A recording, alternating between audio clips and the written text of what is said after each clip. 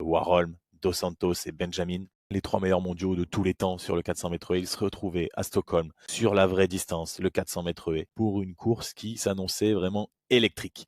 On attendait Karsten Warholm, il avait fait le record du monde du 300 mètres haies à Oslo, il nous avait montré une facilité déconcertante, on avait l'impression qu'il était capable de vraiment poursuivre sur les allures folles qu'il avait pendant ce 300 mètres haies.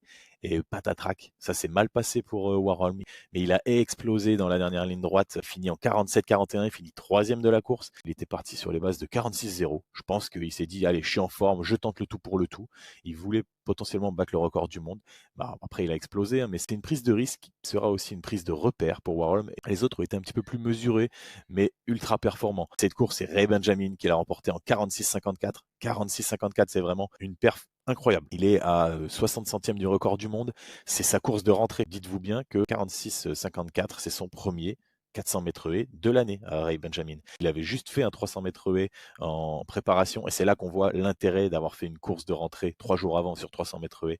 Il a pu vraiment capitaliser sur les erreurs qu'il avait faites à Oslo pour être vraiment très performant à Stockholm.